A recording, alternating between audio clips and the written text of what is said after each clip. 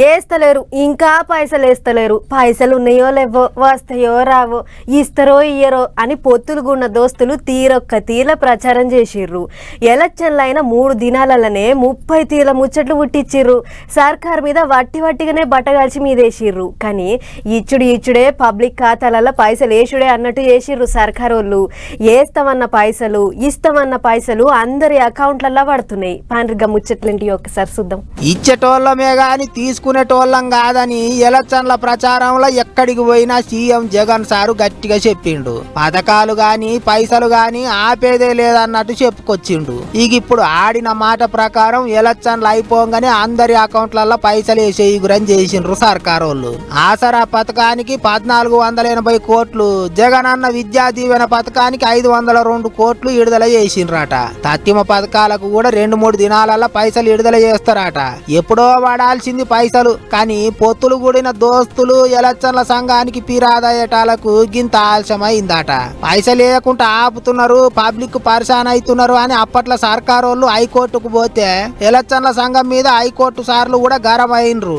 అట్లయిగా అటు ఇటు పంచాదులై జర్ర ఆలస్యమైనా ఇప్పుడు అందరి అకౌంట్లలో పైసలు పడుతున్నాయి. పబ్లిక్ బేఫికర్ ఉండాలి, పథకాలు అందరికి అందుతాయి అన్నట్టు చెప్తున్నారు సర్కార్ వాళ్ళు.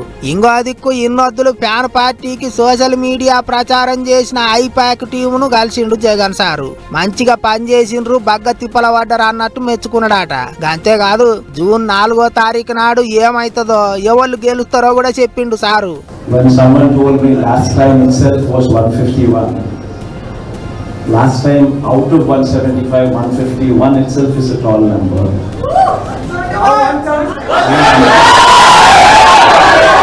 When someone told me 22 out of 25 itself is a tall number. This time we're going to beat that record.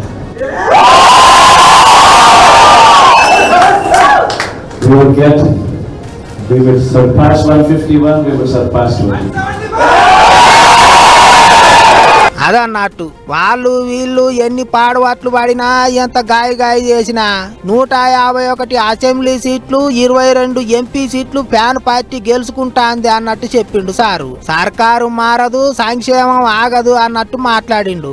ఈసారి కూడా ఫ్యాన్ తుఫాను ఖాయం అనంగానే అక్కడ ఉన్నోళ్ళంతా సంబూరంగా ఒర్రిండ్రు, పండుగ చేసుకున్నారు.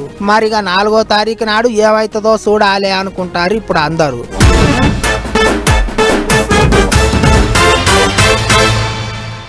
ఎమ్మెల్యే ఎలక్షన్లు ఓడిచిన వెంటనే ఎంపీ ఎలక్షన్లు వచ్చినాయి. సర్కార్ వాళ్ళంతా ఇంకా చక్కగా కుర్చీలు బల్లలు సర్దుకోకముందే మళ్ళా ఊర్ల మీద పడి తిరిగే కథ అయింది. వాళ్ళ మీద వీళ్ళ మీద దుప్పెత్తిపోసి అట్లా తిప్పల పడి ఆఖరికి ఎంపీ ఎలక్షన్లు కూడా ముగిచ్చిర్రు. ఇప్పుడు అసలు కథ షురు అవుతున్నది. ఇస్తామన్న పథకాలు, చేస్తామన్న హామీలు అన్నిటి మీద నజరేసిండు సీఎం రేవంత్ సారు. ఒక్కోటి అన్ని పనులు చేసుకుంటూ పోవాలి అన్నట్టు చూసుకుంటున్నాడట. మరి ఏ నడుస్తున్నదో ఒక్కసారి అరుచుకొనొద్దాం పారి. ముచ్చట్లన్నీ ఓడిచినాయి, ఇక మూటలు ముల్యలు చదరాలే, మళ్ళా పనులన్నీ పరుగులు పెట్టియాలి అన్నట్టు తయారైతున్నారట తెలంగాణ సర్కార్ వాళ్ళు. అటు ఎలక్షన్లు ఓడిచినాయో లేదో ఎమ్మటే సీఎం రేవంత్ సారు మీటింగుల మీద మీటింగులు పెట్టి ఆఫీసర్లను పరుగులు పెట్టిచ్చే గురని చేస్తున్నాడు. అన్నిటికి మించి 600 అయినా 100, 120 అయినా 15 ఆగస్టు కల్లా రైతులకు రుణమాఫీ చేస్తామని ఎగస్ పార్టీ వాళ్ళతో షరతు కట్టిండు కదా సీఎం సారు. ఆగో గా రుణమాఫీ ఎట్టెట్ట చేయాలి అనే దాని మీదనే ఇప్పుడు గట్టిగా నజరేసిండట. అప్పుడు ఇంత ఇప్పుడు ఇంత అన్నట్టు కాకుండా ఒక్కటేసారి 2 లక్షల రుణమాఫీ చేస్తామని చెప్పిండ్రు చేయి పార్టీ వాళ్ళు. ఎలక్షన్లప్పుడు గట్టిగా ప్రచారం చేసిండ్రు.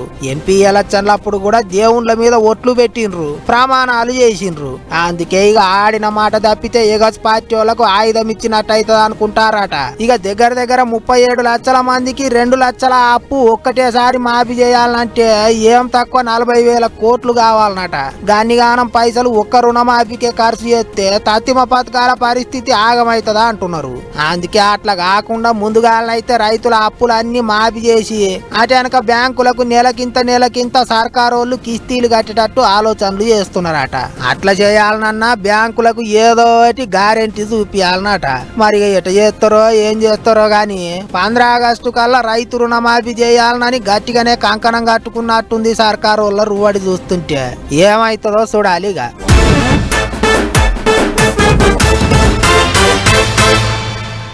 ఉన్న రాష్ట్రంలో ఎలక్షన్లు వచ్చినాయి. అందుకే ఇప్పుడు పక్క రాష్ట్రాలలో ప్రచారానికి పోతుర్రట మనోళ్ళు. అసలే డైలాగులు దంచి కొట్టుట్లా మనోళ్ళు మస్తు పేరు మోసినోళ్ళు కదా. అందుకే కాయశ్వడి మరి పిలిపించుకుంటుర్రట పక్క రాష్ట్రం లీడర్లు. మరి పక్క రాష్ట్రంలో టాలెంట్ చూపించనీకే పోతున్న గా లీడర్లు ఎవల్లో ఒక్కసారి మనం కూడా చూసేద్దాం పారి.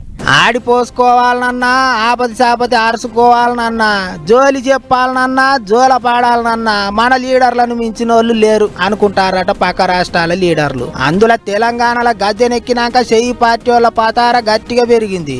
అందుకే షెయి పార్టీ పెద్ద మనుషులు దేశంలో ఎక్కడ ఏ కార్యం పెట్టుకున్నా మనోళ్ళను పాయిరంగా పిలుస్తాండ్రు. ఇప్పుడు ఇక మన దిక్కంటే ఓట్ల పండుగ ఒడిసింది గాని ఇంకా చాలా రాష్ట్రాలలో పంచాయతీ నడుస్తూనే ఉన్నది. అందులో రాయ్ బరేలికి వెళ్ళి పోటీ చేస్తున్న షెయి పార్టీ పెబ్బ రాహుల్ సారు ప్రచారం జోరుగా నడుస్తున్నది.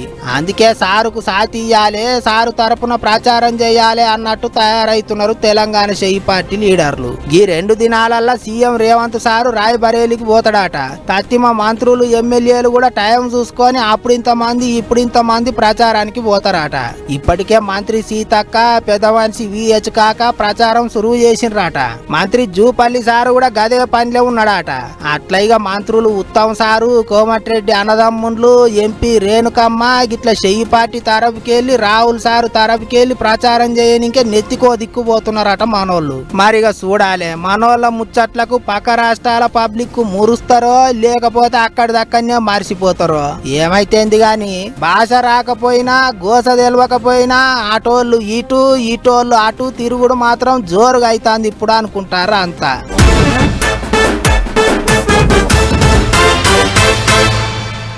ఏర్ దాటినాక తెప్ప తగలబెట్టినట్టు చేస్తుర్రు నేతలు. ఓట్లప్పుడు నోటికొచ్చిన హామీలన్నీ ఇస్తారు, గడిచి గడ్డకెక్కినాక కొంకులు నరికినట్టు చేస్తుంటారు. అగో అట్లనే ఇప్పుడు తెలంగాణలో ఓట్ల ముంగట రైతులకు అది చేస్తాము ఇది చేస్తాము అని చెప్పిర్రట. ఇప్పుడు రైతులు పండించిన పంటను కొనే దిక్కు లేదట. అందుకనే చూడుర్రి ఈడ రైతన్నలు ఏం చేస్తున్నారో.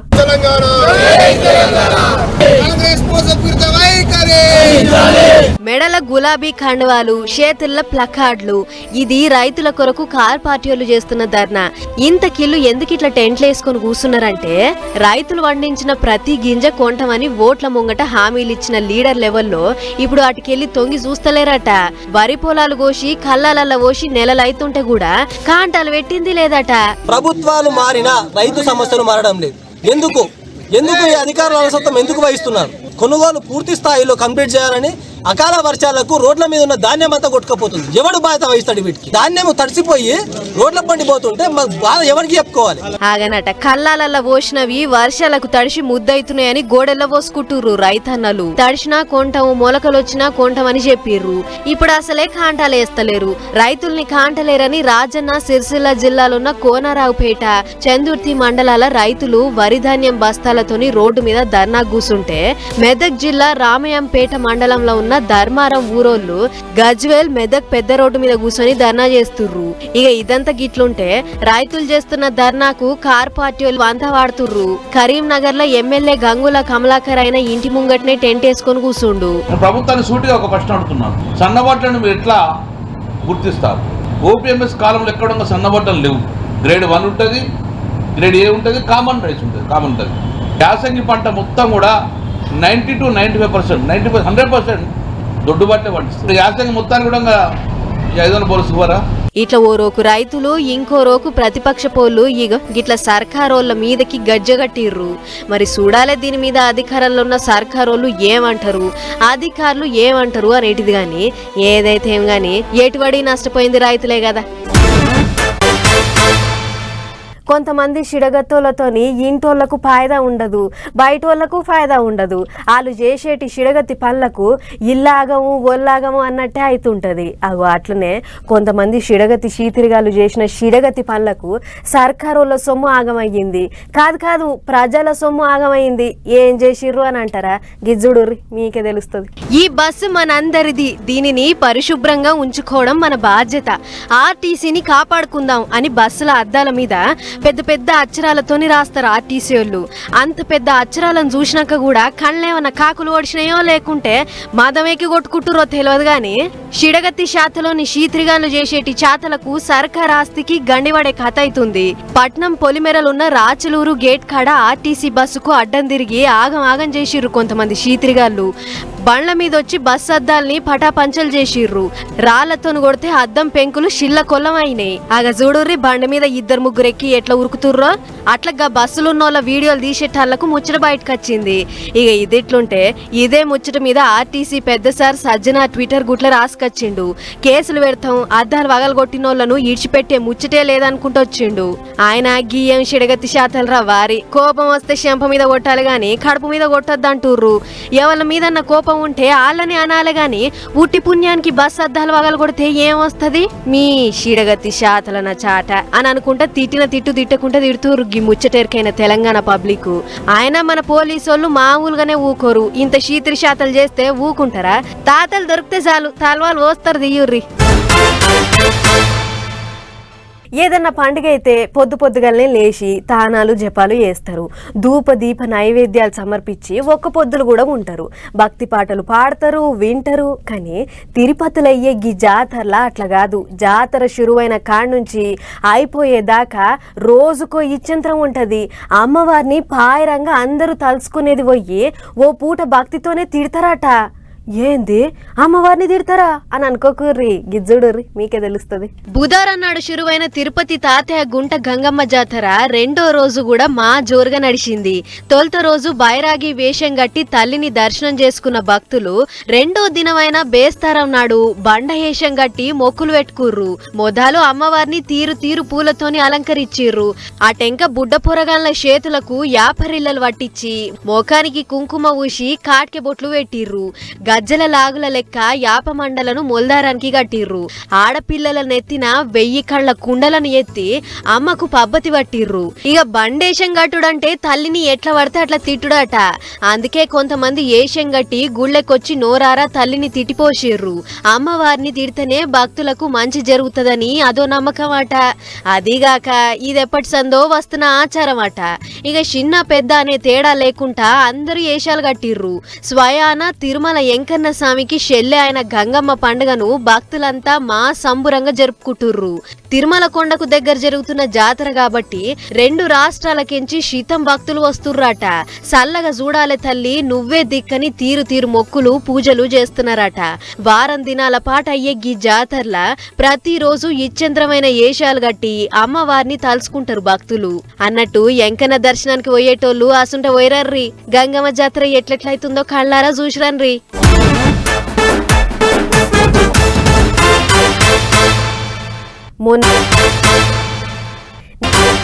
అగో చూసిర్రా పక్కింటోళ్ళు కారు కొన్నారట. అగో పక్కింటోళ్ళు ఇంకో ఇల్లు కొన్నారట. అగ్గగ్గో పక్కింటోళ్ళు అమెరికా పోతుర్రట. గిట్లా పక్కింటోళ్ళని చూసి పానం మసి అయ్యేటోళ్ళు మన మధ్యలోనే మస్తు మంది ఉంటారు. మనం ఏమైనా రందులేదు కానీ పక్కోడు ఎదిగితే మాత్రం మస్తు బాధపడుతుంటారు. ఇక గిట్లనే అవుతున్నదట మన పాలి దేశం పాకిస్తాన్లా. మన దేశం పేరు చెప్పి అక్కడి సర్కారు వాళ్ళకు వాతలు పెడుతుర్రు లీడర్లు. ఇక మంచోనికి మంచి చెడోనికి చెడు ఎవడు చేసుకున్నది వాడు అనుభవించాలి అని ఊకేనే అనలేదు వెనకటోళ్ళు. ఇక ఇప్పుడు గిట్టనే అవుతున్నది మన పాలి దేశం పాకిస్తాన్ వాళ్ళ పరిస్థితి. మన దేశాన్ని చూసి అరే అరే అనుకుంటున్నారట. గంతెందుకు పాకిస్తాన్ పార్లమెంటులో సుత మన గొప్పతనాన్ని చెప్పుకుంటా బాధపడుతున్నారట. భారత్ చంద్రుని మీదికి పోయి వస్తా అంటే పాకిస్తాన్ లో పొలగాన్లు ఇప్పటికీ గటార్లలో పడి జీవిడుస్తాండ్రు. తాగనింకే నీళ్లు లేవు, చదువుకోనింకే బళ్ళు లేవు, తిన్నింకే చపాతీలు లేవు. అన్ని లేవు అనుకుంటే రోజుకింత లేకిడి అవుతాన్నాం అన్నట్టు బాధపడుతున్నారట. చేతులు బీసుక్కుంటున్నారట. గాయనెవరు సయ్యద్ ముస్తఫా కమల్ అట. పాకిస్తాన్ పార్లమెంటులో మాట్లాడుకుంటా గిట్లా మన దేశం గురించి చెప్పుకుంటా పాకిస్తాన్ సర్కారోళ్లకు వాతలు పెట్టిండాట. మరిగా ఎవరు తోడుకున్న గుంతల వాళ్ళే పడతారు. మన కాన్నించి పోయి మన భూమి గుంజుకొని మన మీదకే కయ్యానికి కాలు దూవుతుంటారు. ఇల్లు సక్కదిద్దుకొని రా నాయనా అని అంటే మన మీద రాళ్ళేస్తుంటారు. పాడువట్ల చేయనంతోని దోస్తాన్ చేసి అప్పుల పాలయ్యిండ్రు. ఆ అప్పులు తీర్చేటందుకు జుట్టు తీసుకుపోయి వాని చేతులు పెట్టిండ్రు. వాన అప్పు తీరదు, వీడు బాగుపడడు అన్నట్టే తయారైంది ఇప్పుడు ముచ్చట. ఊసుకాన్లోనికి ఊరంతా అప్పులే అన్నట్టు అప్పులు చేసి జనాన్ని ముప్పు తిప్పలు పెడుతున్నారు పాకిస్తాన్ సర్కార్ వాళ్ళు. మీదికెళ్ళి వాళ్ళు అట్లయితాండ్రు ఇట్లయితాండ్రు అని మన దేశం మీద పడి ఏడుస్తాండ్రు. ఎట్లా ముంగట పడతారో ఏం పాడో మరి.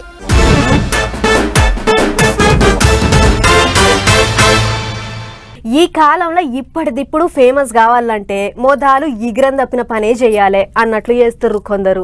వాళ్ళు ఫేమస్ గానీకే పక్కన ఉన్నోళ్ళను కూడా ఇబ్బంది పెడుతుర్రు. ఇగో అట్లనే ఒక ఏదో చేయవయ్యి పాపం పనిచ్చిన యజమానికే తలకాయ నొప్పి తెచ్చి పెట్టిర్రు కొంతమంది. ఇంతకు ఏం చేసిర్రు, అటు ఇంకా ఏమైందో మీరే చూడుర్రి.